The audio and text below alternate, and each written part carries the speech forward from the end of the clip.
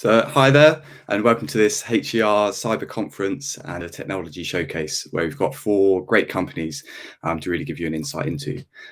Before we go into that, I'm going to give a quick insight into Plexal and who I am and what Plexal does.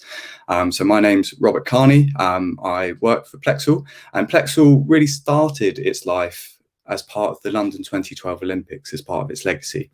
So on the Olympic Park, there is the Here East campus that brings together a really wide range of different companies to work on innovation and do creative things together. So for example, we have the V&A have a site at Here East, we have UCL, and we also have the Ford Smart Mobility Lab.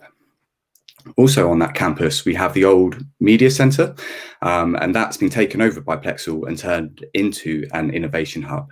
So right now we have over 700 innovators sat in that site, and they're working on a range of different things from AI, cybersecurity, fintech, and health tech. So a huge amount going on. Plexal isn't just a workplace though, so it also runs events.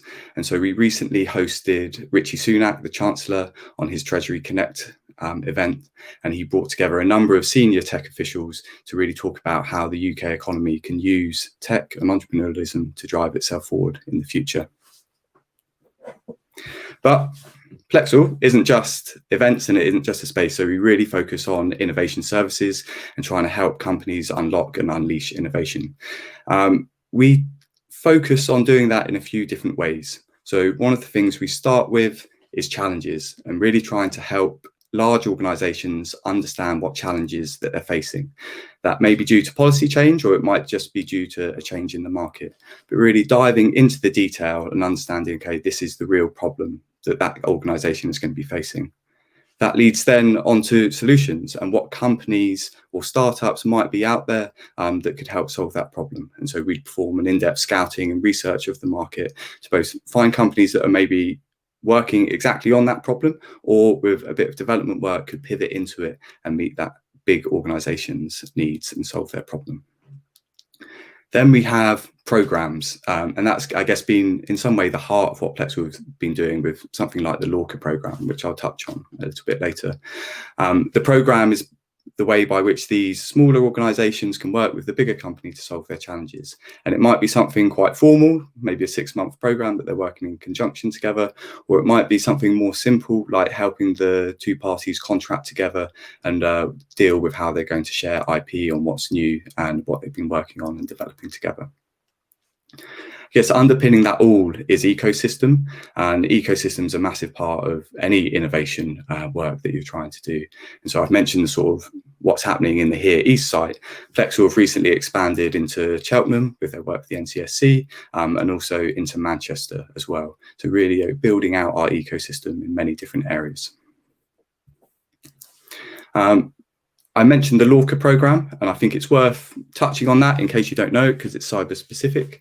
So Lorca stands for the London Office of Rapid Cyber Acceleration. We've had over 72 companies go through that program, and in combination, they've raised over £200 million of funding. Most recently, we've taken 6 of those 72 and have put them on the Lorca Ignite program to really help them boost their growth and take themselves to the next level. At the other end of the scale, we also have something called the Cyber Runway program, so a new program funded by DCMS, and that's looking at entrepreneurs and budding to get into the cyber ecosystem and start their cyber company. So it's a program to help those entrepreneurs develop their idea and really set it on the right path. That's open for applications now, so please take a look at it if that's something you're interested in and want to start your own cyber company. That of course leads quite neatly into what we're doing with the NCSC in Cheltenham.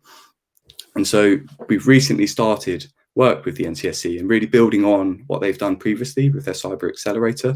So they've had over 40 companies go through that, one of which, Arwen Collective, is presenting a different session as part of this HCR conference. So yeah, please check them out too. I mentioned we're building on what's gone before, and so we're really doing a few things differently and a few new things. One is the space. So we're creating with Hub 8 who are working in partnership. If you're in Cheltenham, you might know them. Working in partnership with Hub 8 to build a shared innovation space where you can have people from the NCSE working alongside startups, and that be a safe environment for people to collaborate together. Second, we have the ecosystem. So I mentioned before how important that was from the Plexal point of view. In Cheltenham, we're also partnering with Cynam. So again, I hope you've heard them. There's a number of events that we've got running over the next few weeks that I think would be really interesting to check out. So give Cynam a Google and see what events are happening there. But really trying to expand that local ecosystem, adding to it what Plexal can bring to the table, but also other members of our consortium that are working on the program. So we have Deloitte and QA that we're working in conjunction together on that side. The third part, and I guess the final part and most interesting for these companies that we're going to be hearing from in the future is the program. And so that's a combination of Plexal, QA and Deloitte delivering a program into these companies, also with Cynam support to get them plugged into the local ecosystem. And we're trying to do a few things differently than has been done in the past with the Cyber Accelerator. So one is having a number of different challenges that we're scouting all the time against. So recently we put out a malvertising challenge to companies that are helping solve the problem of malicious software inside adverts, or maybe adverts that are fraudulent in nature. So if you're a company in that space, again, I'd love to hear from you. Please drop me a message.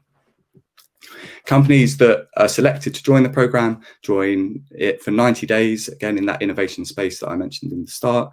And there we're really trying to tailor the content to make it worthwhile for each company that joins us. So really trying to understand what each company needs and then putting things in place from our ecosystem or from the content we can draw on to make that work. So an example might be something like investor readiness, where we might have a masterclass from angels or a VC fund, but also follow that up with some one-to-one programs.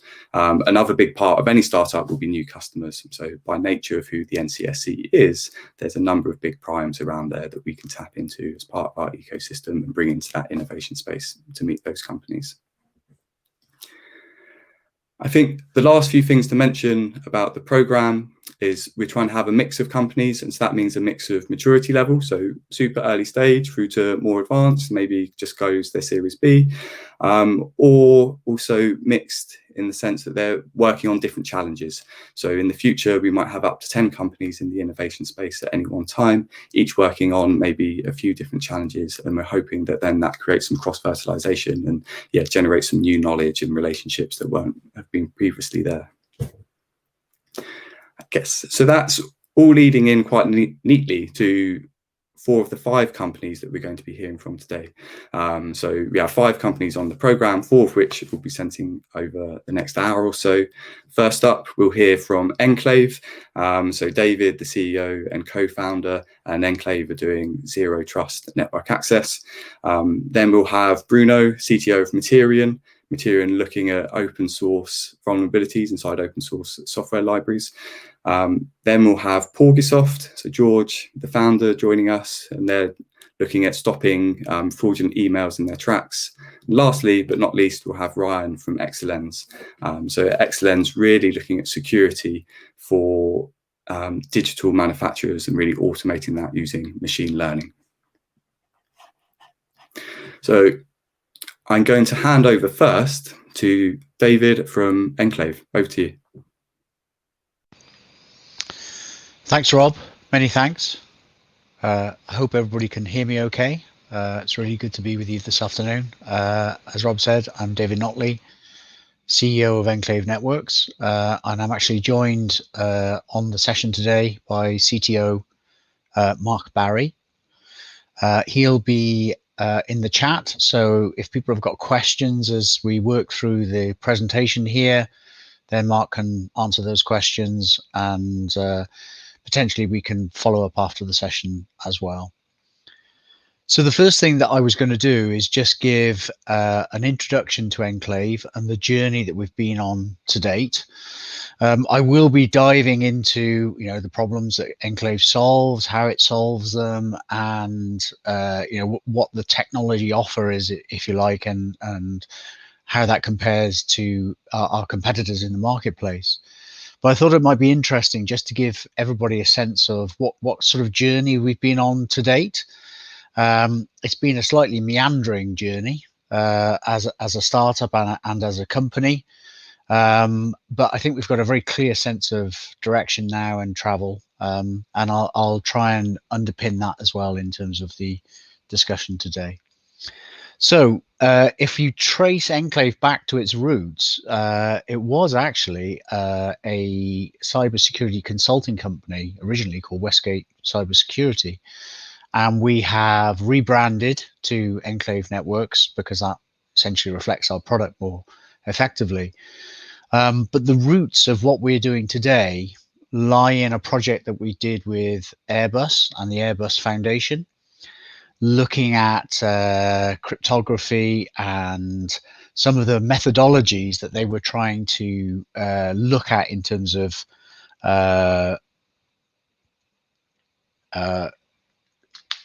creating secure networks between different systems in different places.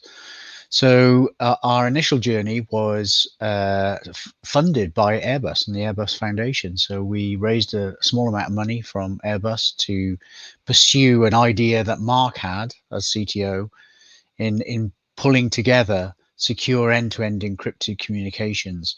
At that time, we didn't call it Zero Trust. We didn't actually know what Zero Trust was at the time, I don't think. But the market has moved with us, and we are moving with the marketplace.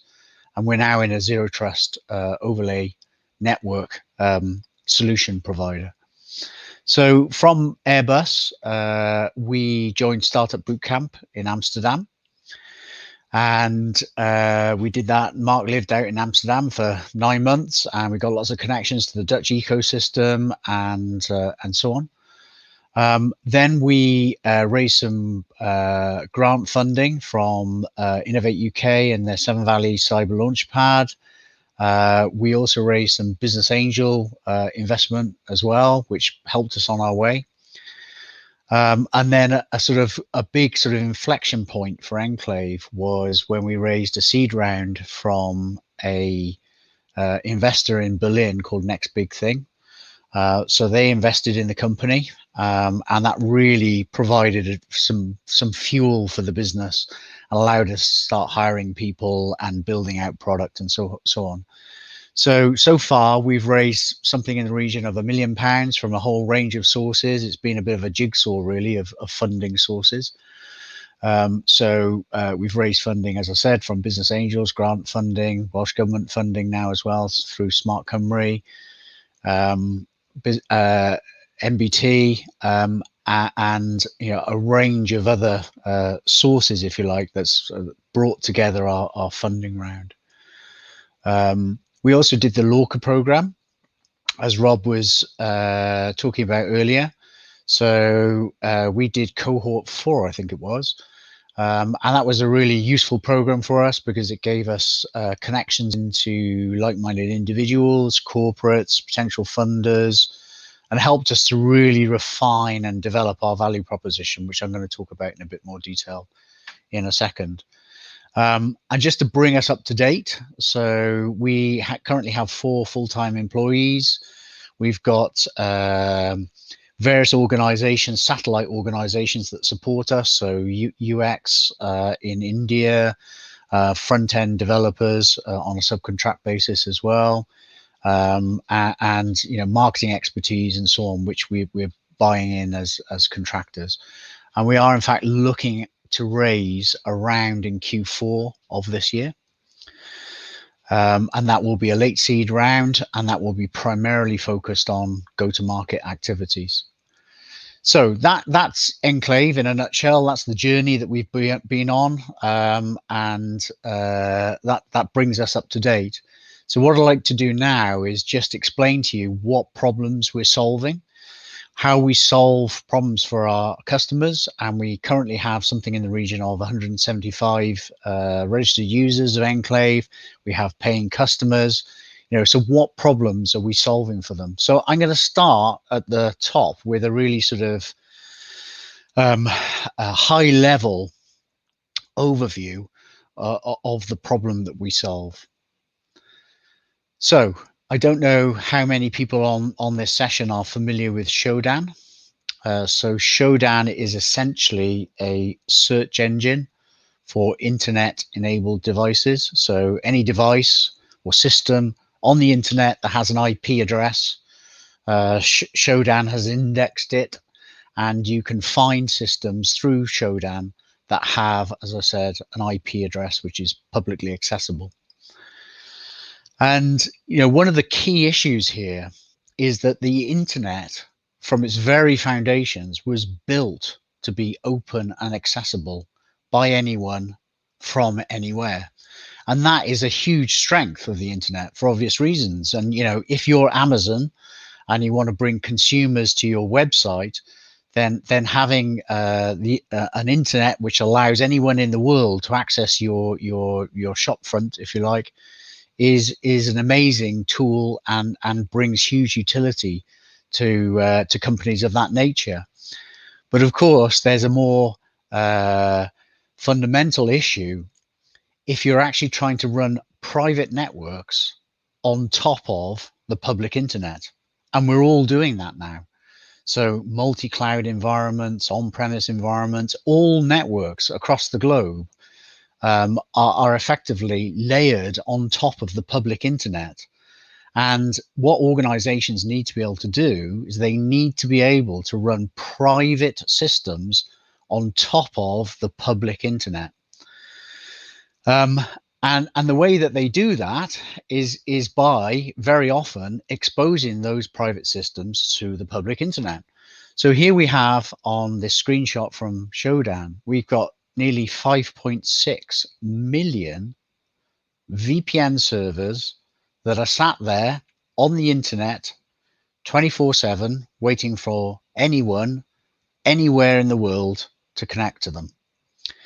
Now, a VPN, virtual private network, is supposed to be private, and yet here it is on the public internet for anybody to connect to it. And so from Enclave's perspective, and from a lot of cybersecurity thinking currently, that's just a bad posture to allow anybody to connect to your system before they've authenticated themselves.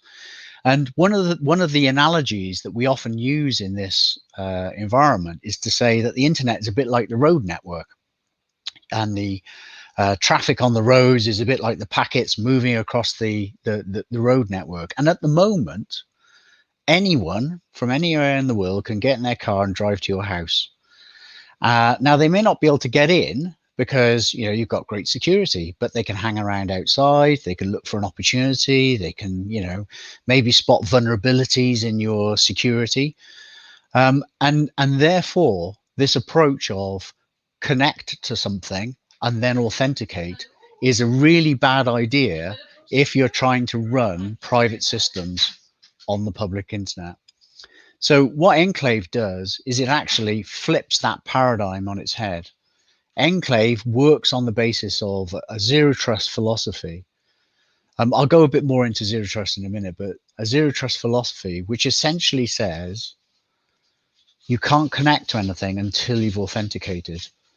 And the net result of that flip, if you like, what seems like a relatively simple flip from connect, then authenticate to authenticate, then connect, that actually makes your private systems or the portals to your private systems invisible to the public internet.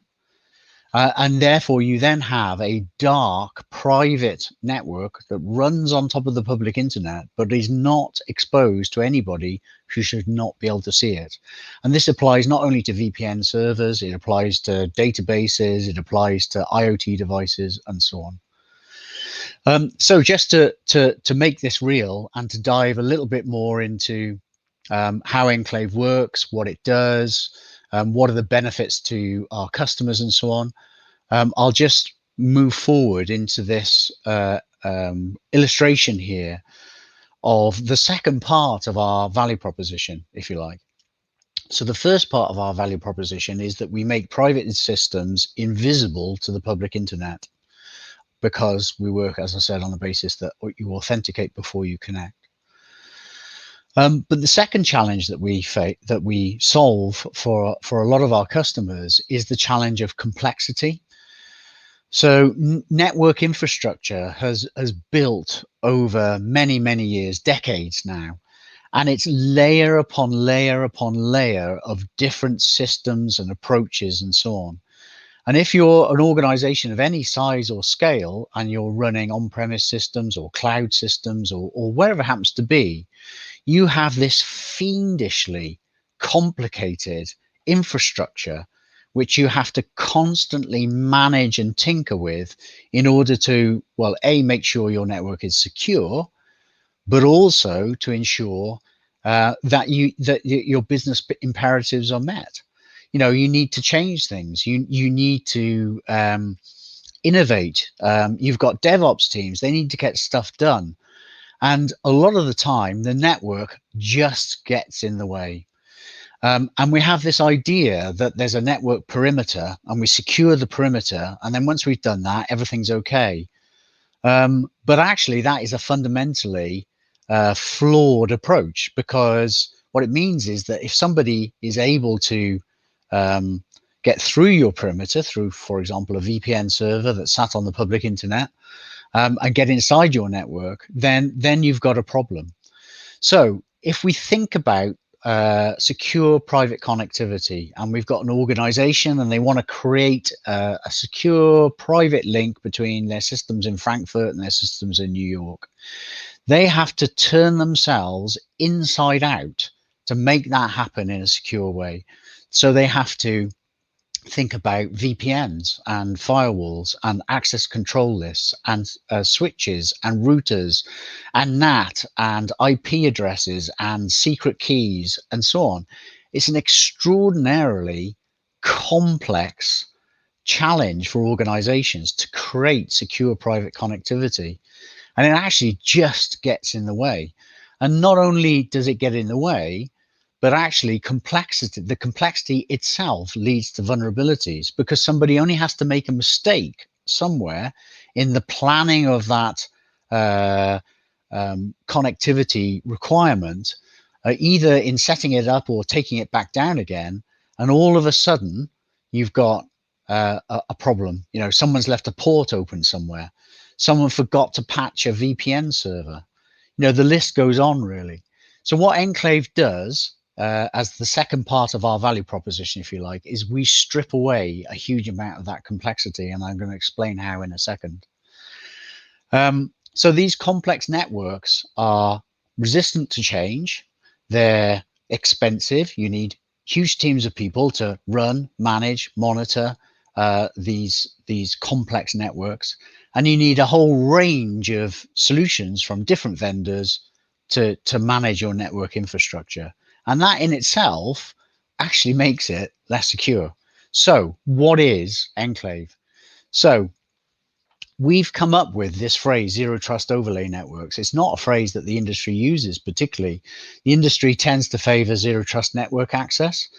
And that's great. And that's what we do. We provide zero trust network access for our clients. But actually, there's a second dimension to what we're doing, which is we are creating overlay networks. And that's a really important part of what we do, because it frames the way in which these connections are made. And fundamentally, you can create an end-to-end encrypted peer-to-peer connection between any system in any environment without touching your underlay network. So that means that you don't need to be thinking about setting up VPNs and changing firewalls and access control lists and switches and routers and all the other things that I mentioned earlier. You can simply say, I have a business imperative. I have a business requirement. I need to connect the developers to the Kubernetes pods. And it just happens. And it happens with overlay networks that are constructed in a way that means that you don't need to change those underlay networks. Why is that important? Well, number one, it means that your underlay network, if you like, can be built to be robust, and then you can essentially leave it alone. But it also saves a huge amount of time and money. And it increases the agility in the organization, and it facilitates innovation instead of just getting in the way all of the time. There's a couple of things here that just to emphasize. So Enclave creates these connections with the firewalls always closed. So there is no ingress traffic. In fact, on this call now, we're using TCP and UDP hole punching to create the connections between us, but we're not allowing anything in through our firewall. We haven't opened the firewall, rather. The other thing as well about Enclave is that it works at layer 2, so it has universal protocol support. So in essence, what we've got is a solution here which does two things. It makes your private systems invisible to the public internet, and it strips away huge layers of complexity in being able to construct and manage secure private networking. And just to bring this to life, we came across a prospect the other day, large banking institution that has 60,000 firewall rules that they have to manage. 60,000. And that's managed by a subcontractor. And every time they want to make a connection, they have to send a ticket to the subcontractor. And that might take weeks. And it's just, we don't need to be doing this. We need networks that support the business and don't get in the way of what we're trying to do. So I've got a little bit more detail now on some of the competitive technologies out there. So there are other zero trust network access solutions. Most commonly, these are software defined perimeters, and they tend to target north-south traffic. So i.e. remote access traffic, human to machine, remote workers. And that's great. And that's a good solution. And that kind of works well in many circumstances. The challenge with that, though, is that organizations are more than just remote workers. They have a service mesh. They need to connect machine to machine, if you like. And actually, SDP is not much good for that, and I'll explain why. Because with SDP, you need to have a device on your network edge, and that doesn't actually scale very well. So it works really good in the environment where you're trying to connect a human into a machine in the cloud or on-premise or whatever. Works well in that environment. But if actually your requirement is to connect machines together in your service mesh, SDP is actually not very scalable. So Enclave works in a different way. We create direct channels between for in this case, host 1 and host 2. And that scales great for both north-south traffic, human to machine, and east-west traffic, machine to machine. So we've grown up in an environment where actually those two requirements are generally serviced by different vendors, different sets of vendors. So your human to machine connectivity is supplied by one group of vendors, and your machine to machine connectivity is supplied by another group of vendors. Enclave does not care whether this is human to machine or machine to machine connectivity. So it's fundamentally more scalable than the vast majority of SDP solutions. So how does this work? Is this all snake oil? No, it's not snake oil. I'm not going to go into this in massive detail, but essentially our B2B SaaS is made up of a number of components. So with Enclave, every system that needs to communicate with each other has to have the Enclave agent installed. Once that Enclave agent is installed on the device or the system, it then can ask our certificate authority for an identity, essentially. And that's provided by our B2B SaaS. And then the second part of our B2B SaaS is effectively to provide a directory or broker service. So in this example that's on the screen now, Alice wants to talk to Bob. So Alice will reach out to the Enclave broker and say, I want to talk to Bob. The Enclave broker will say, okay, that's fine, but I'll wait for Bob to mutually declare that he wants to talk to you as well. Once that happens, then Enclave allows both parties to see where they are on the internet. And there's a fairly standard exchange of identities between those two systems. But essentially, the way in which Enclave works is that the outgoing traffic from Alice creates the inbound traffic back to Alice. And that's why the firewall can stay closed. You're using outward bound traffic only, rather than opening or making a change to the firewall rules or opening a port. You can create connectivity seamlessly by this process of TCP and UDP hole punching. So Enclave works. We've got the product pretty mature now.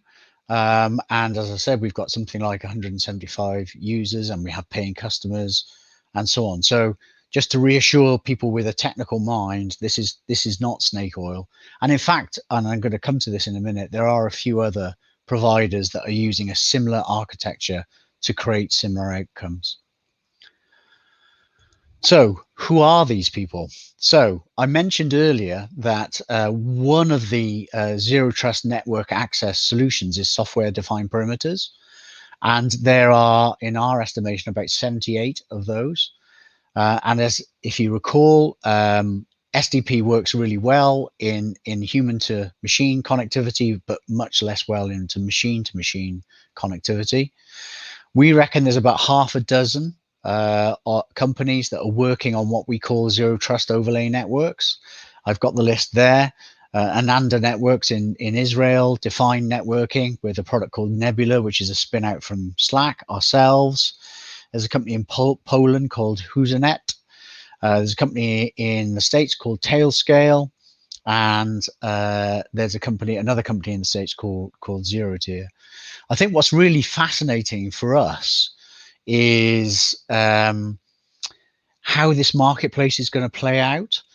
So organizations are migrating away from VPNs or traditional VPN infrastructure to create secure private connectivity.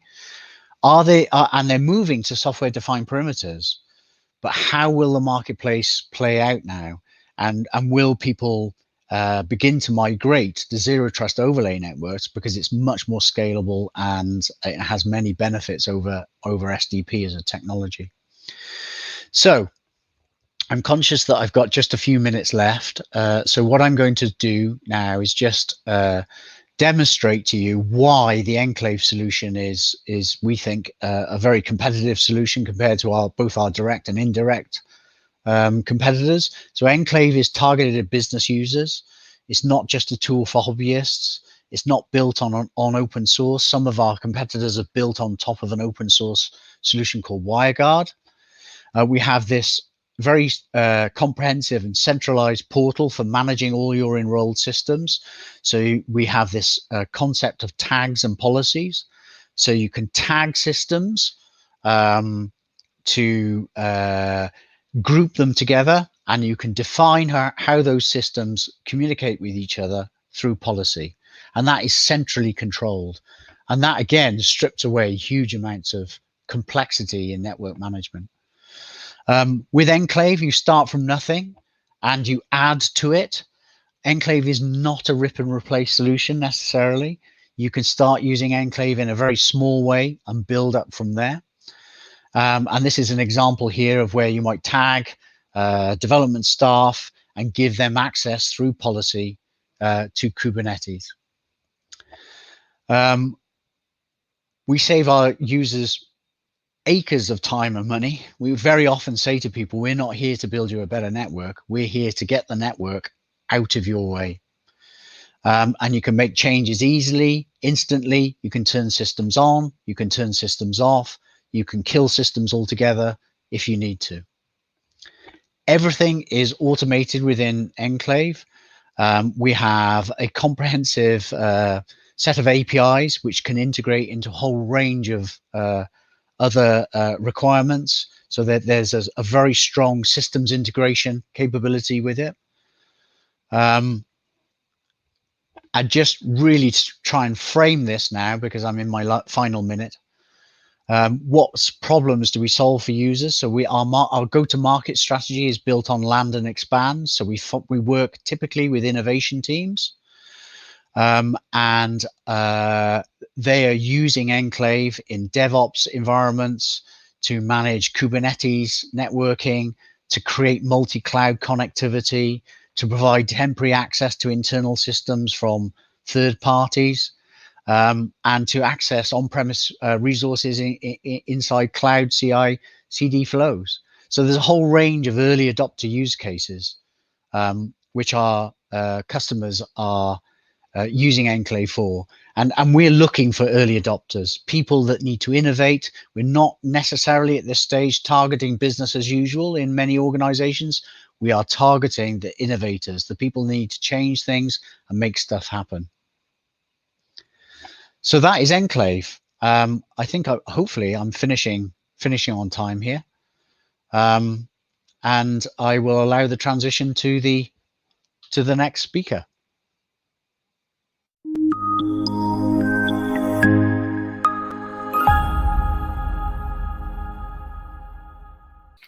Hello, everybody. This is Bruno from Meterian. I'm the CTO.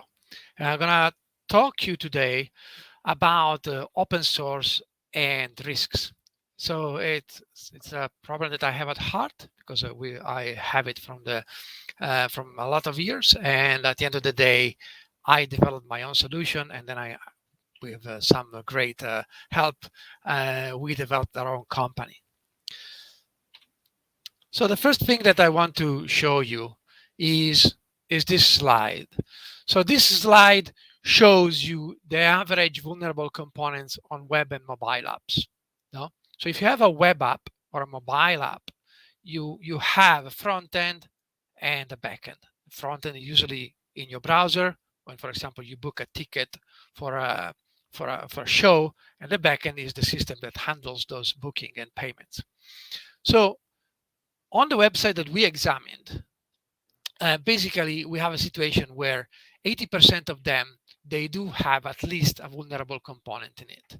And some of them have many vulnerable components. On cloud systems, so the backends, we can see that more than 60% of those systems have a vulnerable components as well. This is quite frightening because the problem is those vulnerable components can be exploited. And what happens is that you can lose a lot of money, credibility, and have a lot of problems along the line. So you don't want to end up on the papers, so to speak. In order to assess what we're talking about, it's probably a good idea to look at some hacks from the past that some of them you might know about it. Why? Because unfortunately, you have been affected. I have been affected by one of them, and I'm sure that some of you have been affected by others. So let's have a look. The first one I want to tell you is a Canada one. So it's a Canadian problem. This is the Canada Revenue Agency. It's basically the same of HMRC here in London. And what happened to them is that they were hacked. And the impact is undisclosed. So we don't know exactly what happened. But there was a full shutdown of the website for filing taxes for 3 days. And this happened because a vulnerability in an open source component called Apache Struts was exploited. That component was the foundation of the cloud system of the CRA. And unfortunately, that component was not up to date and was vulnerable. The hackers, of course, are usually very smart people. They knew about that, and they exploited that vulnerability, basically sending just a simple crafted header to the system, and basically managed to execute their own code. Again, undisclosed impact. We don't know what happened. But let's go to a more beefy one. This is the Equifax mega breach, I think 2017, if I recall correctly. So 140 million people were affected, 150 if you count the Canadian, again, and somebody here in United Kingdom, including our some is very near to me. So what happened here is the same vulnerability was exploited. This happened basically 2 months ago, the Canadian Revenue Agency hack. So everybody knew about that at that point. But it happened anyway, because in this case, Equifax did not update their vulnerable component. They may not know about that. I don't know what happened there because they weren't very clear about what was going on. But the problem is that they were hacked. So hundreds of millions of citizens were impacted. Consumer names, social insurance numbers, birth date, addresses, credit card numbers and security codes, all of it, and also driver license numbers for the US in some cases. They were all exfiltrated from the Equifax website backend system. So this was a big problem. Equifax lost 40% of their annual revenue, and they ended up have settlement costs up to 1.3 billions. I don't know if any company can survive that hit. They did. Apparently, they're making a lot of money. But anyway, it was a big problem. And again, the same component, Apache Struts, the same vulnerability 2 months later. Oh, and by the way, they disclosed the fact after 3 months, but that's also because they managed to, somebody sold some shares, but this is all history. It's a funny story. But again, the same component, Apache Struts, was exploited, the same vulnerability, was exploited again and again and again in Japan, India, Alaska, US, India again, Japan again. So it's incredible. Because when the hacker has the ability to exploit a vulnerability, they will do it again and again. And this is a big problem. Let's move something near to ourselves. British Airways, this impacted me specifically. British Airways in 2018 was hacked, and the way it was hacked was through a component called Modernizer. This is a component that stays on their website. It's not in their backend. It's on their website. And they managed to exploit it because it was an edition from 2012. So like 8 years ago. I don't even know, was iPhone there? I don't remember. But a lot of years ago. So nobody never managed to update this component. And of course, it was full of vulnerabilities. That's normal because the components evolve over time. And vulnerabilities are discovered and fixed, but you have to update your components. So I don't know if this affected you. It affected me, and well, it is what it is. I have to cancel my credit card and get a new one. Get another one, EasyJet. EasyJet is in 2020. So what happened here is the same. So the website was exploited. How is still unclear in this case. However, EasyJet at the time has these two components, jQuery from 2014, 7 years ago now, and Angular 2015, 6 years ago. It's incredible. All these old and vulnerable components were on their website, available for hackers to exploit. This should tell you a story. You have to take care of your open source components and the components you use in your website and in your backend systems. Yes, the common reason for all these hacks were open source components.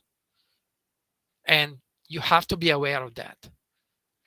Somebody may ask, why do we use then open source components? What is the reason for that? Are we completely stupid? Well, the reason why development team use open source components are many, but mainly is because you want your team to deliver your software fast. So you don't want to write everything from scratch. Imagine building a house. No, you don't make your own bricks. You don't make your own doors or tiles. You buy them. They're already made. There's a market for them. You go there and buy them and then use them. Of course, you don't want to build them from scratch. Can you imagine? That's the same for developers. They don't write code from scratch most of the time because the code has been written there. Problems are already solved, and you don't want to go back and solving them again. Also, you don't want them to rewrite code that's already available. It's a cost. Every time a developer writes something, it costs you, and developers are not coming cheap these days. So you want to be sure that they don't rewrite something that's already available. So if a developer wants to send an email, connects to a database, expose an application programming interface, those are problems already solved, frameworks are available, and the developers will use them. Also, you may not have the occasional genius to wheel out from a cabinet. And when you need, for example, a state-of-the-art algorithm, like a special encryption algorithm, you want to be sure that you use one that's already been written. Otherwise, it will take you years to write something like that. So again, you use libraries, specifically open source libraries for those situations. So what happened here is that at the end of the day, you see this iceberg. This iceberg represents your application. So the part that emerges is the part that your developer carefully write. So they may look at the problem security, you train them, so they write exceptional code. But then you have the open source part, the one below the water, which contain open source component, which is usually 80%. So what happens is this surface is much, much bigger than the surface up there. And it's very well known because those components are open source. So any hacker can literally read the code of those components and find vulnerabilities. No? And this area is often not checked. It's very, very, very problematic. There's another aspect that I want to touch very quickly around open source components, and it's related to licenses. But let's have a look 1 second here about vulnerabilities, because okay, how many vulnerabilities are there? Well, in 2020 we had around 51 new vulnerabilities every day, and this is from an independent source. It's not us playing our trumpet. So this is exactly what happened. 2021 we are going in the same direction, a little bit higher actually. So don't worry. The problems are there and will continue to stay. Vulnerable components will always be around, and you will have to make sure that you're not using them. As I mentioned before, another quick aspect I wanted to touch is the licensing aspect. So all those components, open source components, are coming with a license now. And the problem with the license is there are certain licenses that are not business friendly. For example, the GPL license. If you have only one component between that 80% that is licensed with the GPL, all your software, all your application gets licensed with the GPL. It's an effective license. And what happens? Well, that you have to give out your code for free. And that's something that those three companies learn very well. Well, Panasonic specifically handed over 100 million settlement. BMW had his code released to the public, like Tesla, by the way. If you're interested in an infotainment system, you can use the Tesla one. It's available on GitHub now because they use a GPL license component. So this is another aspect you have to be aware of. All these components have a license. Make sure that those licenses comply with your business. Don't take risks. So what I would like to show you now is a simple exploit. So I want to show you how easy it is to basically hack somebody that is using a vulnerable component.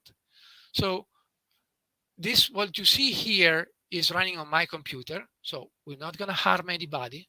Don't worry. If the internet doesn't work on your side, it's not me. But it's important to see this to show you how easy it will be. So this is a vulnerable component. It's called the Jackson data bind. And the way it works, it translates messages. So when a machine wants to talk to another machine, it has to talk to using an intermediate language. And in the era of the web, this is usually JSON. This is usually JSON. JSON is the name of the language, which is a text language, machine readable. It's like me, Italian, as you may have guessed, talking to a German colleague. So in that situation, I have to use English, and he will have to use English. So before talking to him, I translate the message that I want to send him in English.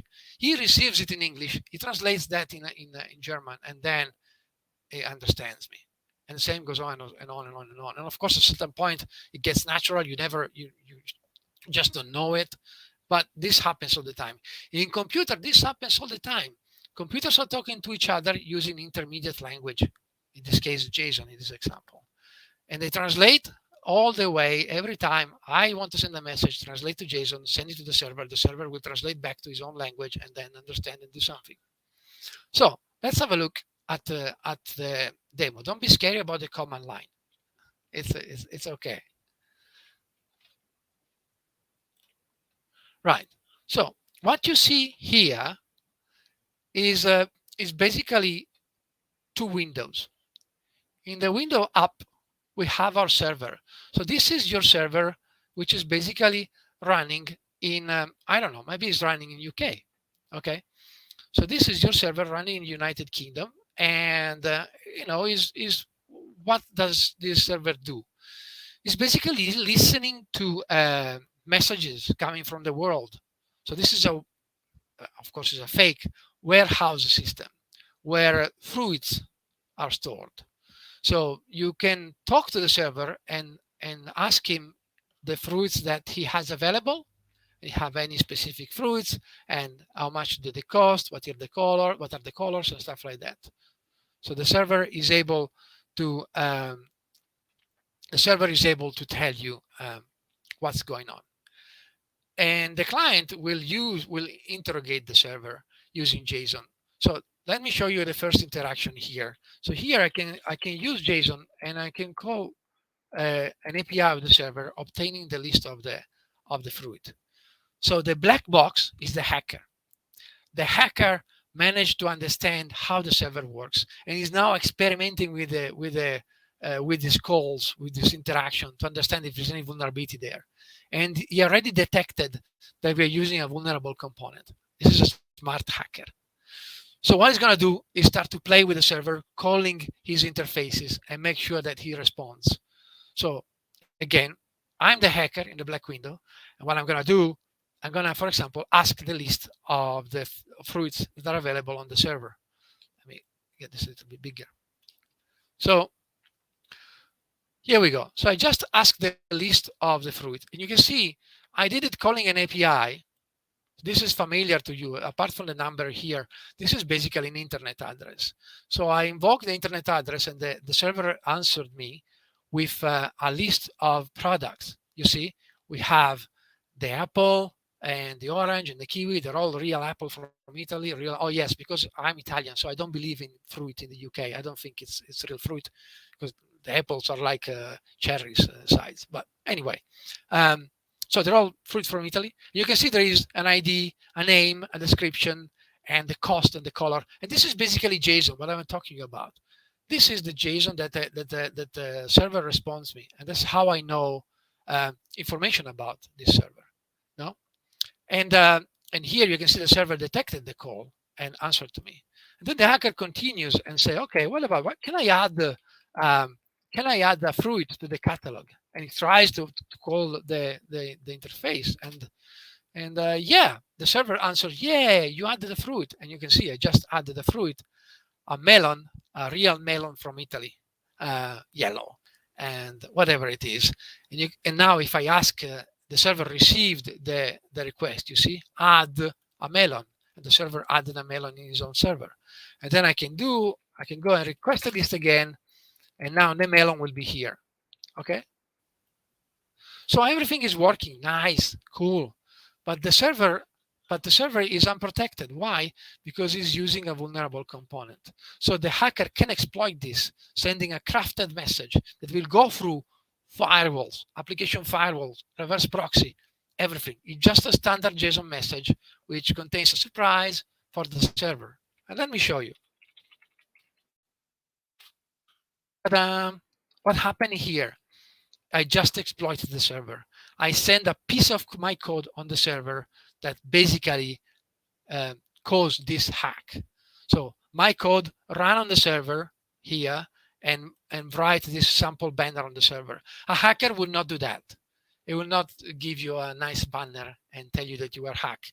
It will send you an agent that will stay on your server and then collect information and exfiltrate all the data. So, and this is done by a standard message. I think I can also show you. It looks like a normal message, but as I said, there's a surprise in the middle. Look, it starts with a normal message, just a fake apple, a fake fruit from the UK. And then you see all this thing. This is just text that then get translated into code on the server. So that's how I'm able to basically control and hack the server and have my code executed on the server. So this is scary, right? I mean, for me, it would be really, really scary. So that's what happens. So hackers can do this using a vulnerable components on your server, can run code on your server, bypass all the security that you have, and have start exfiltrating data. So we should go back to the presentation now.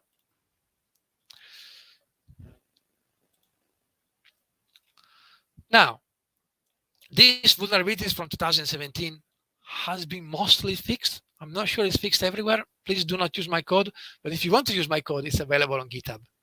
You can ask me tomorrow. Here, it's our solution. So Meterian has a solution for this. What Meterian does, it detects vulnerable, outdated, or non-business friendly licensed components in your CI/CD pipeline. So where your code is built. So we stay there in the pipeline and you make sure you're not using any vulnerable component, any component which is out of date, or any component with a license that can harm your IP and your business. And we also offer automatic remediation for some situation. We support a variety of languages, basically all of them, from the very old one like Perl and PHP to the more modern one like Rust and Elixir. And of course, everything in the middle, Java, .NET, Go. We have customers running on any of those languages. And we also support a lot of CI/CD systems. So basically, again, all of them. But I cannot say all because they're always the odd one that we don't know about. But we support every CI/CD system. An advantage of this solution is that our system can be used on the CI/CD, but also by the developers themselves.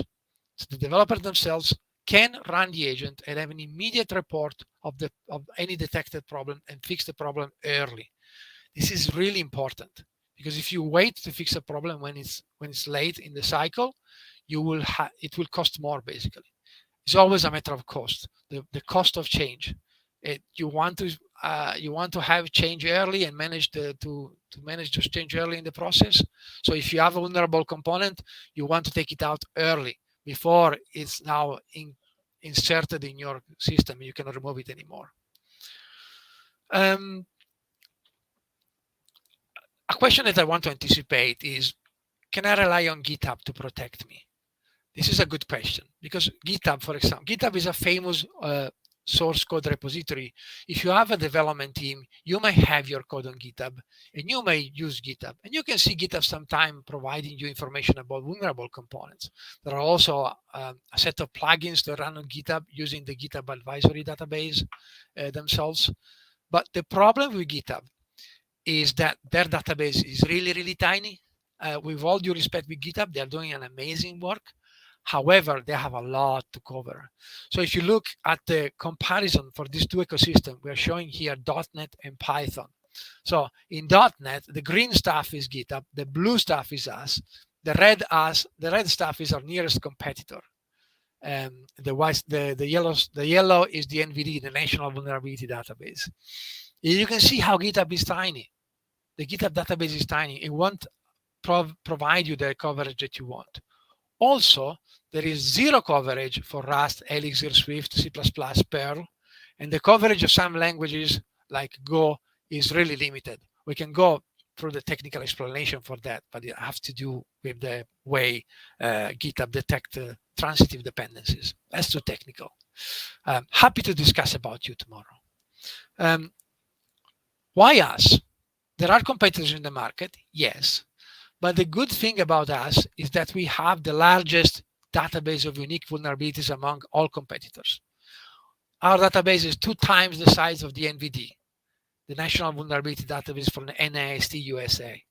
So we have 2 times the size of that. How do we do that? Because we ingest more than 20 sources automatically daily. So rather than using humans to do this work, which is usually unreliable and you have to pay them apparently. So we basically use algorithms. You know that AI stuff that a lot of people are talking about? We do that. And we do that in a way so that our algorithms are basically loading the vulnerabilities in the database, no humans involved. Well, there is a little part of humans, but really, really tiny. So that's the reason why our running costs are also really, really low. And by the way, we can offer a price that competitors can only dream of. We are really, really lenient, and we do a very good job in automating everything that we can. So I think with this, my presentation ends kind of on time, probably 1 minute earlier. What I want you to take away from this presentation really is, first, please be aware of the problem. I'm not worried about you, getting a competitor solution, but please solve this problem, because I was affected by it with British Airways, and my colleague was affected by Equifax. So this is something that needs to be solved. We offer a solution. We, of course, think it's one of the best solutions available, and we will be happy to demo to you. You can book a demo. We can run a pilot. You can try it yourself. We have a free tier, and our prices is on the website. It's a really, really good solution, and I encourage you to, first, remember, be aware of the problem. Second, put something in place, preferably Meterian. Thanks a lot for your time, and I hope that I didn't bore you too much. Bye.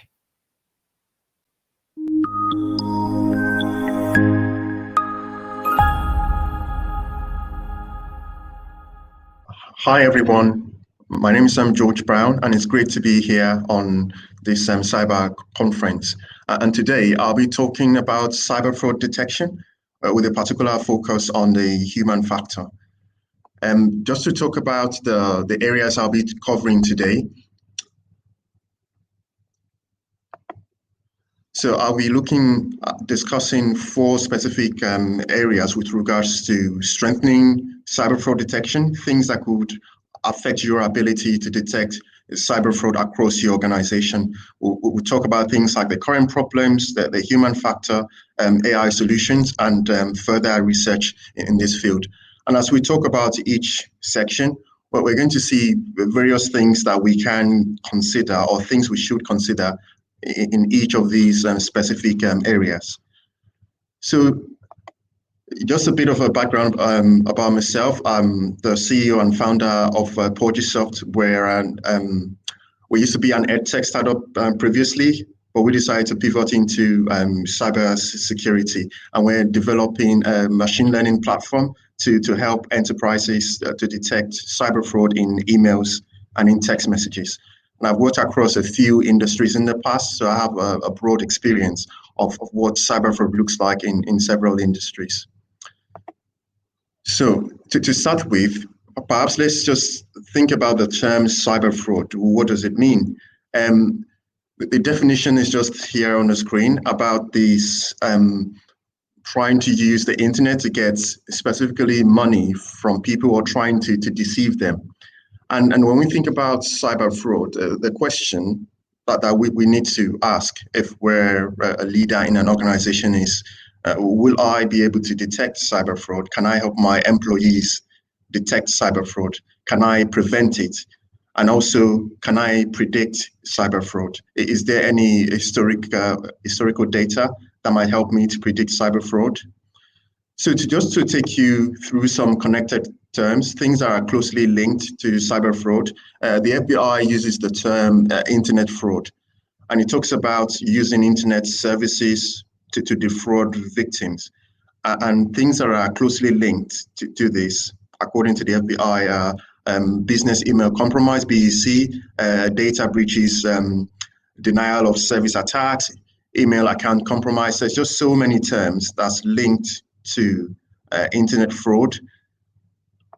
Another thing as mentioned, by the organization Action Fraud, which you might be familiar with here in the UK, is the term cybercrime. Cybercrime seems to be a broader term. So they talk about any criminal act dealing with computers and networks, including hacking, which was just demonstrated earlier. And the real cost to businesses. I mean, in this 12-month period from like 2018 to 2019, it was shown that over £2 billion was lost. And here's where it gets interesting, that 65% of the reports were from businesses. So it's not a problem that only affects individuals. Businesses are really like targets of cybercrime.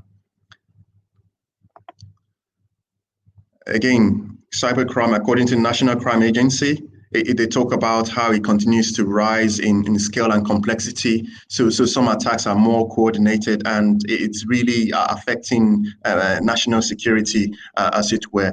They mention things like hacking, phishing, malicious software, and other things as well. So in terms of the whole threat landscape with regards to cybercrime, like I said earlier, it's a wider problem. Different companies using different solutions to solve a particular part of that problem. So in this presentation, we're trying to talk about this human factor. So the real thrust of the whole presentation is, how does the human factor influence cyber fraud detection? How can it affect your ability to detect and to predict cyber fraud? So let me start by talking about the first area, which is the current problems with regards to cyber fraud detection. And as we go through this particular area, think about some of these questions. How quickly should cyber fraud be detected? Which communication method is responsible for 90 to 95% of all cyber attacks? And when the first line of defense fails, should there be a fail-safe? So with regards to the current problems, they can really be summed up in some of these areas with regards to cyber fraud. So there are phishing attacks, there's smishing, there's vishing, and then there are other problems where passwords aren't strong enough and they've been compromised, and other similar things. So what is phishing? It's defined again as this practice of sending fraudulent emails, trying to trick business users and other individuals. Smishing, again, focuses on a similar practice, but with regards to text messages. So for example, you may have got a text message saying that, well, you've got a delivery or a parcel from Royal Mail, pay £1.99 and click this link, or saying that this is from your bank and you need to change your password or something similar. And then there's another interesting one, that the vishing is the one about making phone calls or leaving voice messages. Again, something similar, trying to impersonate like popular organizations and trying to compromise cyber systems. And there are a host of other problems. To tackle these problems, many companies will deploy a standard anti-phishing protection to really protect their cyber assets, especially the emails and all. But the interesting thing is that in other areas like smishing, phishing, and other problems, companies may not be able to focus so much on them because it's a new, or it's a different type of problem that needs a different approach. So why are the current problems so difficult to solve? So on the screen at the moment, you could see almost like a Venn diagram showing what cyber fraud communication would look like, and the genuine communication from an employee in an organization. So the thing is that there's this intersection right there in the middle where many of the cyber fraud communication looks so genuine. It's so difficult to tell them apart from the real communication from an employee, because fraudsters are getting more and more sophisticated. So as you think about your organization, the question is, how can you really help your employees to be able to spot the cyber fraud communication, the A parts of what you see on the screen? How can you help them to spot it easily? So the summary of this section is really to understand the current problems. For example, the pandemic has really increased the rate of cyber fraud. So there's an increase in volume, variety, scope, and the velocity. And at the moment, a lot of current cybersecurity solutions may not be able to cope. And the more they try, it increases the probability and the possibility that one of these messages may get through and potentially compromise someone in your organization. So to consider in this section, just to round up that first section of the presentation, how quickly should cyber fraud be detected? As a company, we think as quickly as possible. Again, that question I was asked earlier about which communication method is responsible for 90 to 95% of cyber attacks, and it's widely known as the email. So I think it's like 95% that report mentioned actually came from emails, organizations that were compromised from phishing attacks. And again, the first line of defense might fail. I mean, Murphy's Law states that if something can happen, it will happen. So, but should there be a fail-safe? And as an organization as well, we think absolutely something needs to be put in place. So now to move on to the second area that we really think can influence your ability to detect cyber fraud, which is the most important area, is the human factor. So important considerations in this area, questions to think about. Think about all the individual employees across your organization. But the question is, are they all equally skilled? They might be given all of the same training courses and everything, but are their abilities all the same? Again, which category of error do you think is responsible for 70% plus of all cybersecurity incidents? And as well, thinking about human error, how many errors will a human make on the average per hour? It's interesting to work through these stats and to see the impact of the human factor in your ability to detect cyber fraud in your organization. So what is the human factor then? It was defined this way, according to one article. It talks about the environmental, organizational, and job factors and human and individual characteristics that can influence behavior at work and that can impact safety, so whether it's physical or cyber safety. When we work for an organization, like our employees, they interact with the tech and our business systems and everything, all in this protected and safe ecosystem. But the human factor is one of the biggest risks in that ecosystem.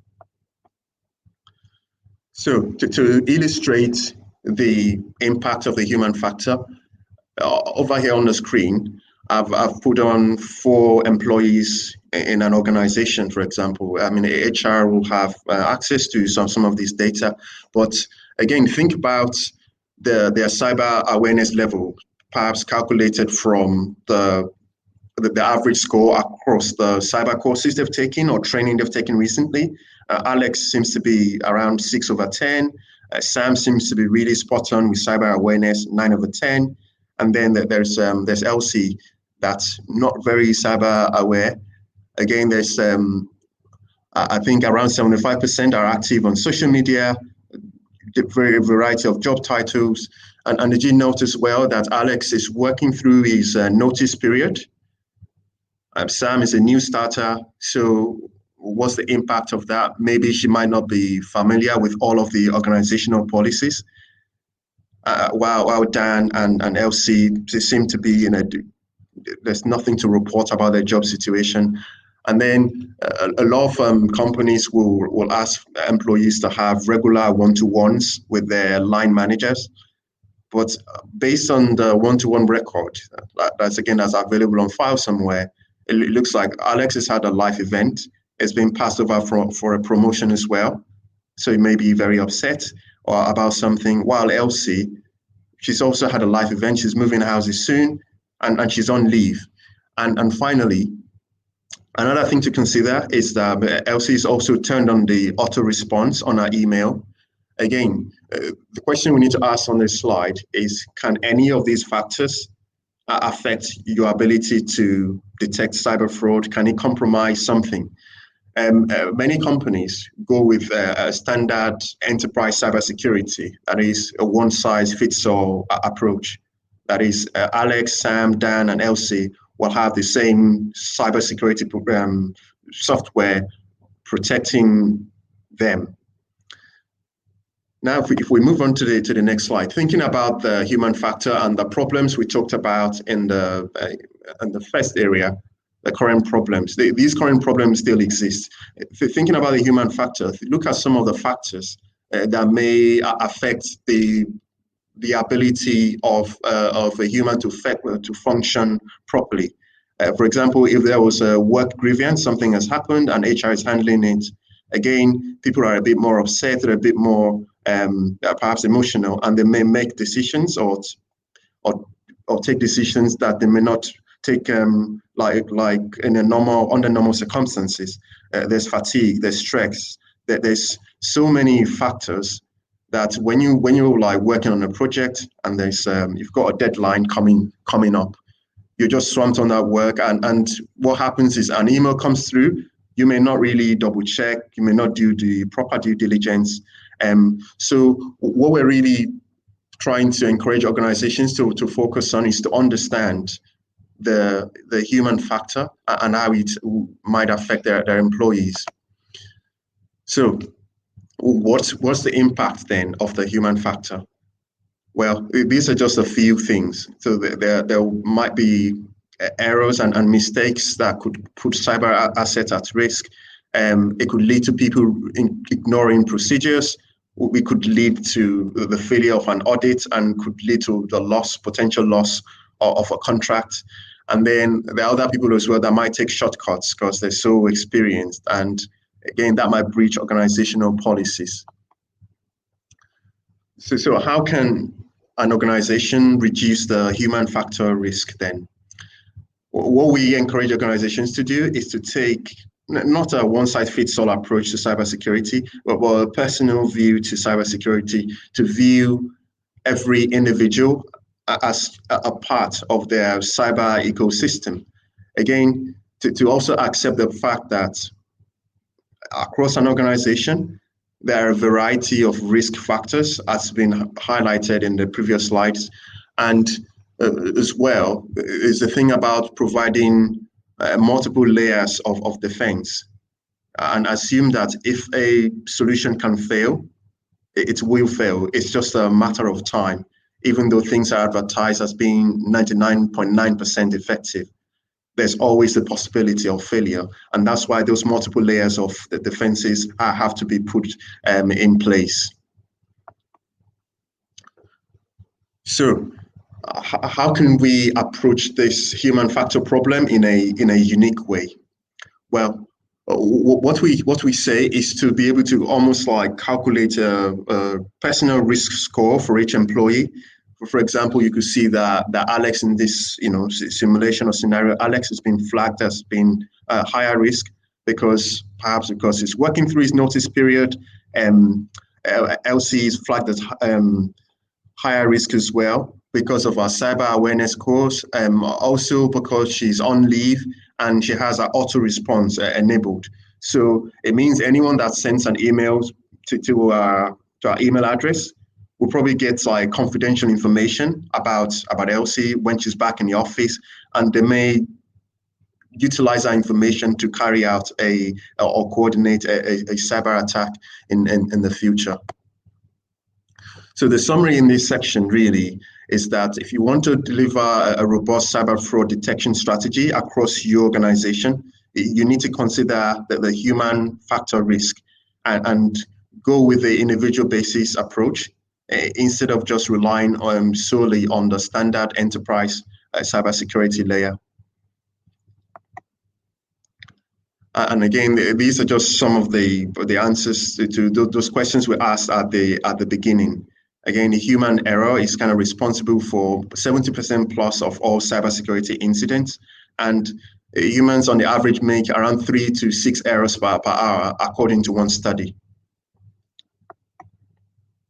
So let's now talk about the third area that we said we're going to cover, which is really AI solutions. AI solutions can prove to be controversial And again, questions to think about with AI solutions are AI solutions always better?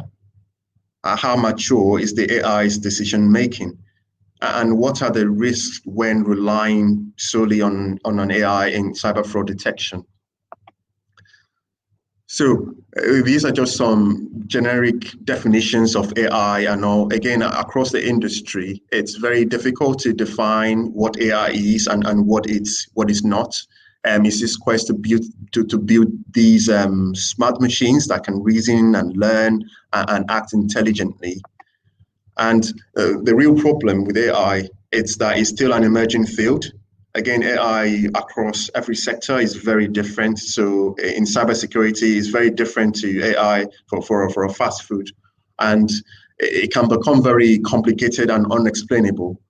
And a lot of organizations are considering or already have lots of AI solutions that are working for them, trying to protect them from cyber threats. So there's an extreme view of AI where people label everything as AI, so everything's AI powered, AI assisted, and the likes. Or there's the view on the other side as well that there's nothing like AI, it doesn't exist. We try and promote more of a balanced view to defining AI, where it's outcome or results based. So it's not about just saying something's AI, but what does it do? How accurate is it, for example?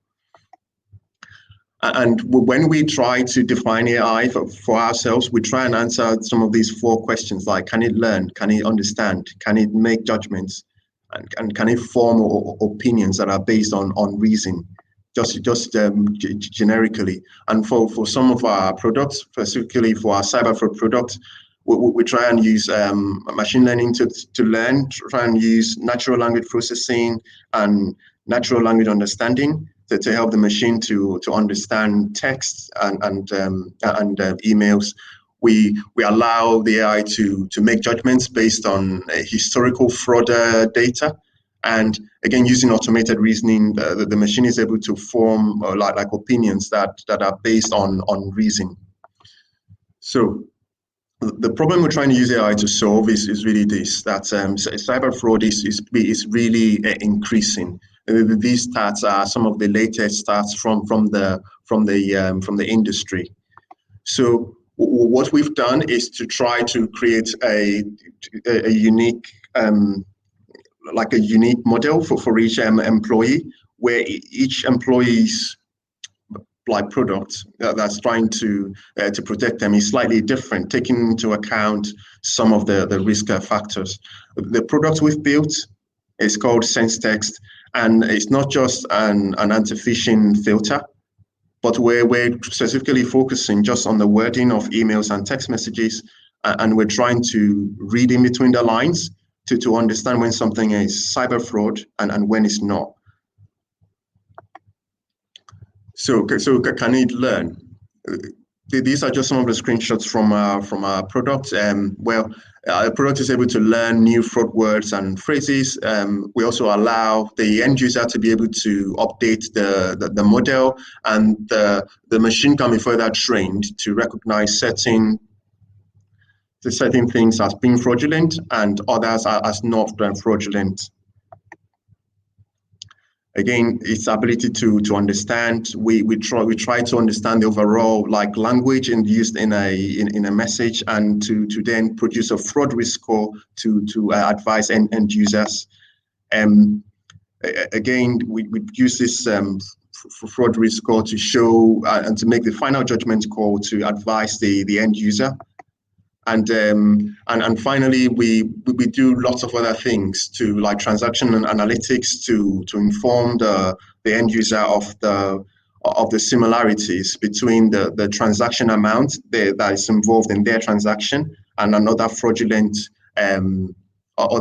amounts that's been requested by fraudsters based on data from UK Finance. We also try and influence employee behavior by trying to nudge employees to contact someone else to verify something further, so that you're not working in a way that's isolated.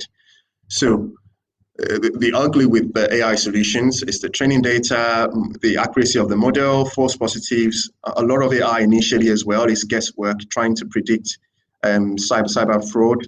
And yeah, so with regards to the maturity of the AI, this is what this is from the software like maturity model.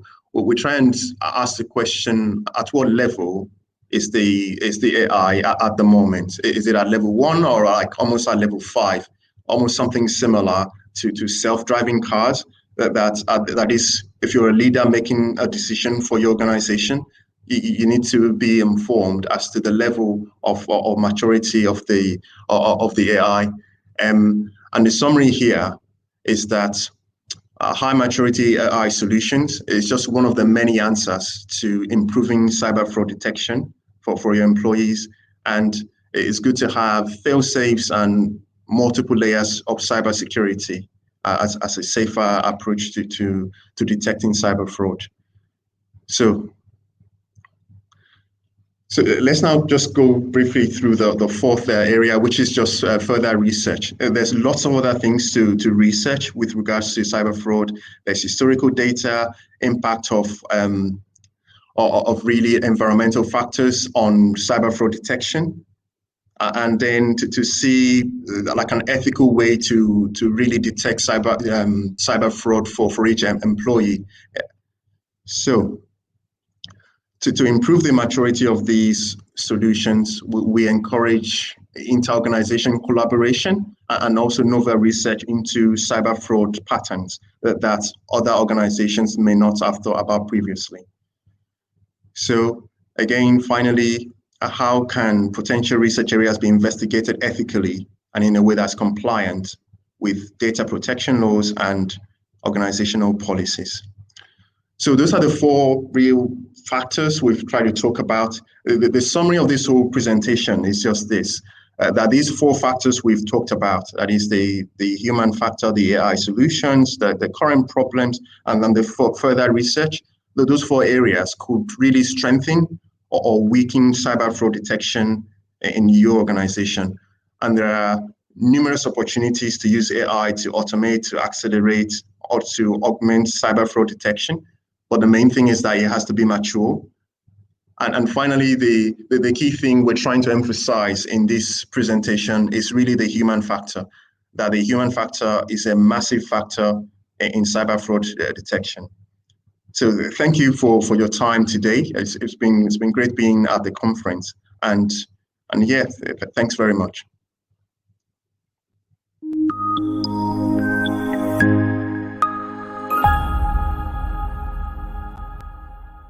Hi everyone, this is Ryan Hartfield, CTO and co-founder at Exalens.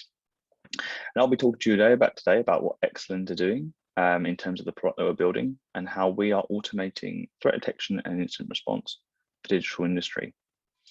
To give you a very quick background about myself, I've been working as a security architect and security operations lead for around about a decade now. Earlier in UK government, then moving to Splunk and helping them lead their security operations or automation and orchestration platform, Splunk SOAR in EMEA, as well as working in academia, primarily in applying AI-driven approaches to cyber physical threat detection, which will play some role in the context of what we are building at Exalens and why that's really valuable for digital manufacturing and digital manufacturers who are undergoing digital transformation.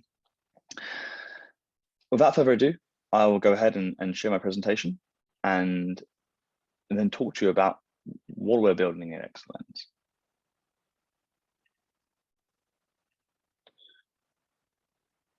So what is our mission? Ultimately at Exalens, we are aiming to help manufacturers protect digital safety operations, but doing that by democratizing cybersecurity through automation to identify threats and provide a means to have a structured way for responding securely and safely and quickly to interruptions and impact against production systems, as well as other threats against data safety. But why is this a problem? And why care now? Well, ultimately, manufacturing, and it might come as a surprise to some, is the second most targeted industry by cyber criminals today. And that isn't from a perspective of targeting their operational technology platforms. That's simply traditional IT security threats that are compromising manufacturers to some extent based on a lack of information security maturity, but also because of the rate of digital transformation is meaning that they're extending their connectivity in their environments that traditionally wasn't there before. So even traditional threats like phishing, and then obviously the prevalent outbreak of ransomware is having a huge impact in manufacturing. And as you can see from the statistic we have on the page, in the last year alone, nearly 50% of manufacturers in the UK, at least, so this is the UK, not the US and Europe, where there's also huge ramifications and huge impact occurring, have been victim to a cyber attack, from damages from £5,000 to multi-million pounds of damages, which can take businesses out of operation, right? But here's the other interesting factor: is that in the UK, at least 55% of manufacturers have gone digital, so they've started to undergo digital transformation and utilize new technologies and increase levels of automation and connectivity between operational technology, IT, cloud, IoT. But also there's a huge bunch of manufacturers in the industry who are thinking about going digital. And this is accelerating cyber risk, because without the correct tools, the correct protections in place, and the know-how and the understanding what the risk is, this is going to kind of result in a perfect storm where the exposure of safe critical systems are now potentially going to be impacted by traditional cyber security threats in IT, because it bleeds through that exposure that's coming with digital transformation. And to exemplify this, I provide this diagram, which really just provides a high level of what is the threat landscape. And I'll start off with, before going into detail, is prevention does not stop attacks. Modern cyber security threats bypass prevention mechanisms. Whether you've got a lockdown firewall between operational technology and production to IT, you've got VPNs, you've got antivirus.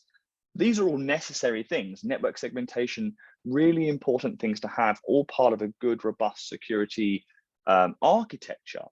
But ultimately, modern cybersecurity threats, even those that are non-targeted, are able to move undetected across these connected enterprise, from IT to IoT and to OT, because they live off the land. They're utilizing the functionality you've made available, or the connectivity you have enabled, in order to digitize and optimize your operations, right? Whether that be through utilizing the cloud to support predictive maintenance on your robotic and industrial controller systems, or where you have external connectivity for your managed service provider of your IT technology, maybe even your production lines, able to monitor systems and provide that monitoring service for you as a managed service. Whether or not you have vendors and integrators that provide a software or hardware supply chain, smart connected devices through IoT, where these systems ultimately require manufacturers to open up their facilities a bit wider in order to gain connectivity to send telemetry from the production line to servers and the cloud, who are performing analytics to give you insight about how your production line is performing. But there's also things that which ultimately COVID has accelerated to some extent, which is remote connectivity.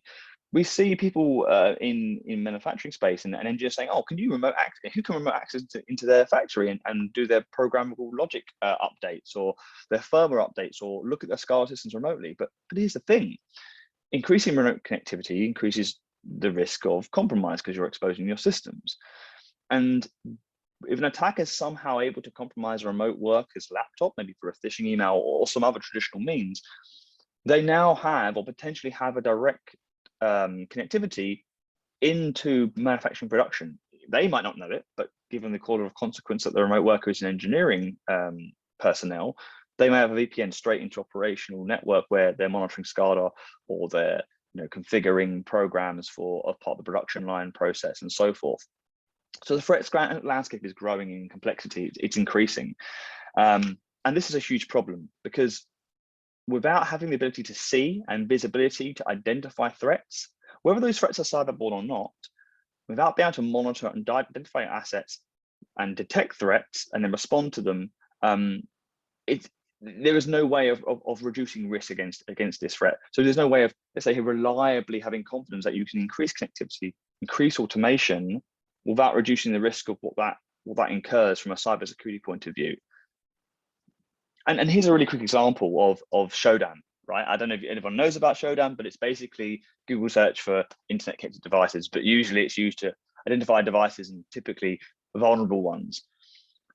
But by increasing remote connectivity, you could literally search on Shodan and see who has exposed their remote desktop server for to the internet, and usually for remote access for administration.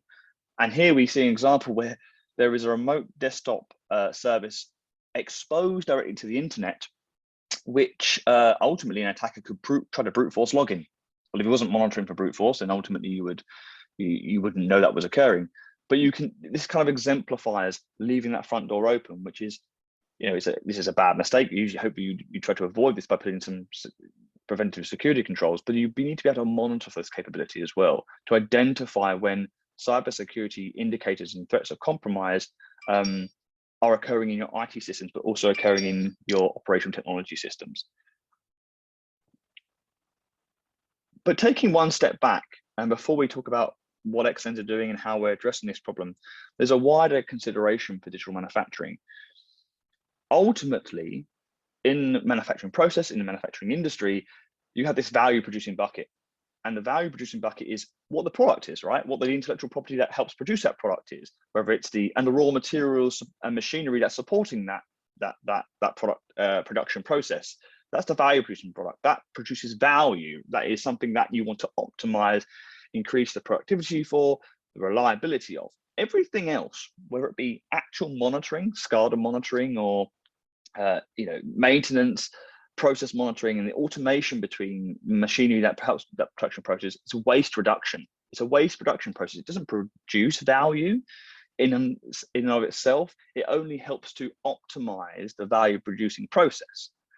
And you have, when you consider this, when you consider the fact that manufacturers have safety instrumentation systems, they have process monitoring systems, they have automation systems, they have digital safety systems, all designed to monitor the operational technology process, to optimize it and improve its productivity, safety, and its reliability, where does cybersecurity come into that play?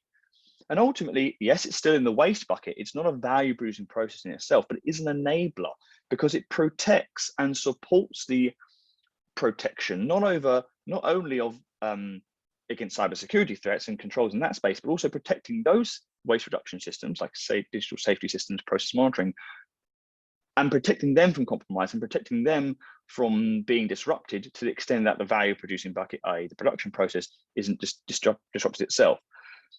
Having said that, what we pull out of this diagram, and hopefully it's somewhat implied, is that impact is impact in digital manufacturing. Whether the impact comes from a cyberborne threat or it comes from someone leaving a spanner on the conveyor belt, right, that ultimately causes some physical disruption, impact is impact. And so monitoring as a capability to improve operational resiliency and reliability is the thing that is the common thread. You want to be able to monitor and identify threats, whether it comes from a cybersecurity root cause or it comes from some root cause. There is a physical aspect to impact in production, which can be a result of greater connectivity, can be a result of someone's mistake, can be a result of cybersecurity threat. And that's where we're innovating at Exalens. Before I touch on that a bit more, which is when we lead into this kind of cyber physical detection and threat detection, I'll go back one more step again to say effective cyber protection relies on detection, being able to detect threats, whether they come from IT, IoT, or OT. But the manufacturers are, it's a huge industry, and the majority of manufacturers are SMEs, over 90%, particularly in the UK, but it's almost certainly the case across Europe and the US as well. So there are barriers to adoption. And there's three main areas of this. Obviously, the obvious one is cost. Monitoring solutions, integration, maintenance, and the people that come with them is expensive. So SMEs are typically kind of frozen out of that situation. Lack of in-house security, but also expertise generally across how the interplay works with IT and OT, and how you can have that in a single solution and an expert to run that it's not an abundant resource. And if it was, then it'd be easier to access. And many manufacturers don't have access to that. They'll have maybe an IT administrator, maybe some security administrator or analyst, but most of the effort is in supervision of the operational production lines that they're running, because that's the value producing processes that occur there. And ultimately, solutions aren't tailored. I talked about impact. Impact is impact, where it comes from cybersecurity or born threats, or it comes from a disruption of the physical process for some other reason. So when we talk about having a monitoring capability that provides value that's tailored to digital manufacturing, it has to consider impact and the physical impact to production and the bottom line as the primary value proposition, as the primary thing that is important, that operational engineers understand, that IT understand. If you can add in the fact that you can identify cybersecurity threats predictively that might cause that impact or have been the result of that impact, then that becomes really valuable, because it's not something that is the primary focus. It is a cause that is part of a tailored solution, which is what we're building at Exalens. So let's come into that. What are we building at Exalens? We are building a product called Retina, called Retina, which is a virtual security analyst, that's the IT speak, or a virtual, let's say, safety supervisor in operational technology speak, which automatically detects threats and vulnerabilities in digital manufacturing. It does this through a number of ways, actively and passively upcycling not just network data and cyber data from endpoints and APIs, but also through physically upcycling the physical data from production systems to monitor the physical behavior of a production line, much like an operational engineer would, right? Because like I said, a threat is a threat to a production, and that threat is disruption to it. It is the fact that it becomes degraded, or that there might be a safety incident, or the product is affected in some manner, or there is some maintenance that needs to occur. And ultimately, we're introducing the idea of a cyber physical monitoring system, which can correlate both threats or indicators of threats that might come from the network. They could be cybersecurity intrusions and so forth, but also the impact and the emergence of early warnings of threats in the physical system as well. And this allows us to ultimately spot impact in a very short time, in seconds even, and allow operational engineers and IT administrators to take action for instant response to reduce impact, because ultimately any monitoring system is about reducing impact when something goes wrong, or optimizing something when something is becoming is being degraded in some manner. And by doing this, ultimately we provide this operational resiliency platform, because we can automate that process. One of the things that is a bit of a misnomer in cybersecurity when it comes to security operations is that, you know, a large percentage of what security analysts do, or even operational engineers do, is analytically consistent. What that means is that you take the same steps, the same workflows consistently, regardless of what the thing is. It's kind of like a call center, right? When they ask questions and they go through their list of things to do. A lot of that's analytically consistent, and that allows you to codify that. You can automate that. You can use AI, you can use heuristics and machine learning and an engineering workflow to codify that. And that's what Retina does. We have codified the process that security analysts would go through, as well as an operational monitoring workflow would go through, into the solution, so that it allows for machine speed detection of threats in physical or cybersecurity space, and then machine speed calculation of what the impact might be and what the necessary incident response steps that should be taken are. So I'll go on now to where does Retina live? Where does it plug in? So Retina is deployed as a probe inside a digital manufacturing environment that can connect through passive network traffic analysis, so ultimately tapping or spanning the network, as well as having an active interface that integrates with MES systems and SCADA systems to upcycle raw physical data from the production system. And then it combines this cyber physical observability and sends that telemetry to Retina Cortex in the cloud, which is where that virtual security analyst / supervisor exists and performs the automated analysis for you, and where you would administer the platform. So it reduces the footprint required in any environment just by having, to some extent, let's say a black box, but it does that in a very secure manner. It natively upcycles data that already is generated by SCADA systems and MES systems, because they're already monitoring the operational technology platform, generally speaking, although we can connect directly to devices that was required, but we don't introduce any new connectivity in that respect, or new infrastructure, let's say. It's upcycling existing data from a physical perspective. And naturally, by passively reading the network, that's a secure manner, because we're not interrupting the network in any way, which is really important from the operational or production network point of view. But we can combine that data into not just looking at the operational technology network, but looking for threats that might emerge in the IT and enterprise business networks and remote users that might then further cause potential impact in production from a physical point of view, but also maybe from a data safety point of view in terms of data theft. And underneath the hood, there is a lot of innovation that we've built into Retina, and we're still building into Retina. And I won't labor on this part, but the key point is showing the architecture, which is to do automated analysis, to do automated detection and monitoring and codify security analyst workflows requires a whole bunch of different techniques and innovations, whether it's automating engineering workflow through AI and machine learning for asset discovery and profiling, linking events together, upcycling data, and then feeding that all into a systematic workflow that can dynamically change depending on what events are occurring. That requires a lot of innovation naturally, because what we're doing is we're simplifying the interface for IT and OT engineers when receiving and being surface detection and indicators, so that all of the hard graft, the heavy lifting is done by Retina.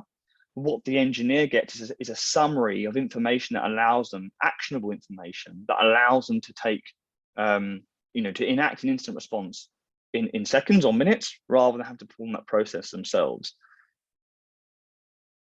So what I want to do now, rather than talk theory, is show you a demonstration of it in practice with a fairly small scale smart factory, but ultimately representative of what could happen with greater connectivity between OT and IT in manufacturing, and how Retina employs its automated security analyst / supervisor to spot the threats both from a cyber network point of view and from a physical point of view.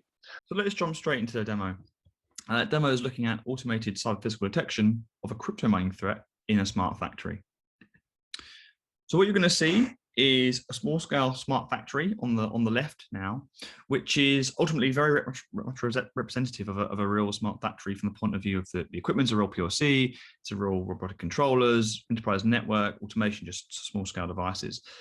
On the far left is a production process occurring, and on the far right you can see the SCADA system and the operational process monitoring.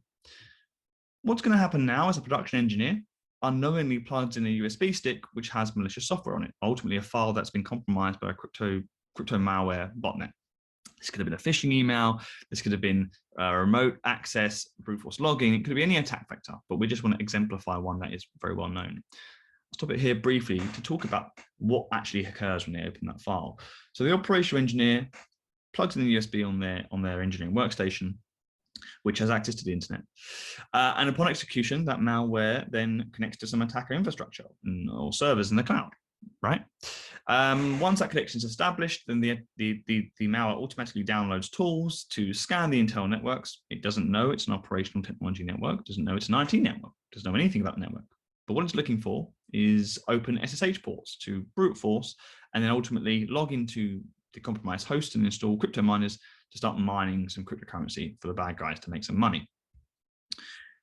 So, that process is non-targeted, it's not targeting OT, but the high levels of connectivity in the smart factory between the automation in the operational technology process that you just saw in the factory and the IT is what allows for that connectivity. And when all those that attack is occurring, those initial stages, you can see that the process, and I'll just go back very quickly because we skipped that very quickly, is unaffected. The process is largely occurring fine in the production. There's nothing changing there. But within seconds, Retina is able to identify early warnings of physical disruption and early warnings of identified cybersecurity attack vectors. And it does this through surfacing what you're seeing on the screen now as threat situations. So rather than like other cybersecurity tools or monitoring tools, raising shed loads of alerts that don't make sense, aren't linked, and require the analyst or supervisors to kind of build that context and do the forensic analysis, Retina does this for you. Retina, like I said, has an automated and codified security analysis workflow, virtual security analyst. And so all the detection analysis, forensic detail and hunting and linked together events is done automatically for you. And that is surfaced as a threat situation to give you context and actionable information so that you can ultimately respond to this threat or suspected threat in seconds and minutes, rather than having to go through the entire workflow analysis process yourself. And this threat situation tells us pretty quickly what is going on, and the kind of early warning of physical disruption in the production process that is occurring. Firstly, on the far left, we see a malicious control through what we're saying is a command and control beacon to a web server from the engineering workstation, looking like to a dodgy domain ultimately. And then we see some network scanning activity from the engineering workstation, which is a kind of a reconnaissance behavior, right? And then next, after that, we see the engineering workstations try to brute force login into the industrial robot controller, which is a behavior of lateral movement. And interestingly, the next thing we see is sustained physical anomaly, so physical disruption, but not to the industrial robot controller, to a Siemens S7-1200 PLC. So this is extremely interesting because whilst the crypto mining threat ultimately is going to target desktops and machines where there's an operating system and going to be installed in this case, the Linux operating system of the industrial robot controller, what we're seeing in the physical disruption is in a PLC as part of the production process. And I'll come on to why that's really interesting in just a moment and why that type of detection capability is extremely powerful in Retina from the point of view of not having full coverage of your production system and environment. Just to emphasize on this threat situation, you can click on individual alerts in the threat situation to see what the detection was, what the incident response processes are, and why this threat behavior occurred. But rather than just, like we said, surfacing complex technical information which requires experts to interpret, in Retina, every threat behavior, whether it's physical impact or a cybersecurity attack vector, is surfaced in terms of natural language. So we explain through Retina, through natural language, what the threat indicators are, what the threat behavior and context is, so that it can be well understood, by more junior staff or less experts or IT administrators or even operational engineers that don't necessarily have an understanding of production or cybersecurity to the extent that would be required if you had a security tool that required a security expert to use it. So we simplify that interface and we surface natural language to provide a really easy message to understand that helps users and end users trust the systems, why it's made its decision. It's not a black box. On the contrary, it's a white box in that respect. But I won't labor on the user interface because the main thing I want to show you is this detection process as part of the threat situation. So we scroll across a little bit here and we move on to a minute later in the process. We go back to the threat situation. What we can see here is that now Retina has identified a crypto mining activity on the industrial robot controller. So and here's the interesting thing, it can retrospectively link events back in the past that occurred later, because some network detections take time to exhibit their behavior and manifest. Some take minutes, some take hours, some take seconds. But what Retina has done is it's identified crypto mining activity and it's linked it back to an initial root cause. But here's the thing that we discussed earlier. The physical disruption almost certainly was on the industrial robot controller, but we intentionally weren't monitoring the physical behavior of the industrial robot controller in this demo, only monitoring the PLC. And the reason is because we wanted to show that in a production process, even if you're not monitoring every physical behavior of every endpoint, because there is a dependency in a production process between one part of the production line and the other, there is a cascading impact that can occur. So even if you don't have full observability of the industrial robot controller, but you might have visibility of the PLC's physical behavior, we're still able to identify that cascading impact to the process, regardless of whether it's monitoring one part of the physical process or another. Now you could monitor all of it, and we have this concept of physical data groups in Retina that allows you to find what you want to monitor and where and why, and that allows you to have full coverage or partial coverage. Regardless, Retina is still able to identify indirectly disruptions and retrospectively link the cyber attack vectors into the threat situation so you can see the root cause. But the important factor here is that because the physical disruption was identified in seconds, that allows operational engineers to go and take a look and start inspecting safety or following an incident response process without having to wait until an IT administrator had done some forensic analysis to say, oh no, this is a crypto mining activity. It allows that operational effectiveness to be optimized in terms of being resilient to compromise or resilient to disruption. And to summarize on this, I want to just show you then the physical process itself as it was disrupted. So as you see, here's the robotic controller, but it stops and it now collapses. And this is where the crypto mining malware that was installed on that industrial robot controller ultimately exhausted all the resources and caused the program running the controller to crash, and therefore why it stopped. But we identified the disruption first on the PLC controller downstream, which really shows that powerful capability of Retina. I'll stop the session there, but what I would say is next steps for us is speaking to you as digital manufacturers or manufacturers are undergoing digital transformation to arrange betas, pilots, early adopters, get your feedback, take you on board this journey of Retina and how it gives operational resiliency and productivity to your, to ultimately your connected enterprise, to your operational technology systems, but not just from a cybersecurity point of view, because we could have equally identified physical disruption in this case, whether it was cyberborne or whether it was some other means that caused that physical disruption or that physical downtime. So we want to bring on board, manufacturers and end users in the market that are going to benefit from this capability and help us iterate the value proposition that really meets their needs. So if you want to get in touch with me, email is ryan.hartfield@exalens.com. Send me a message. Happy to do more demos. Happy to show you more about what we're doing in Retina. And with that, I'd like to say thank you very much for your time, and I hope to hear from you soon.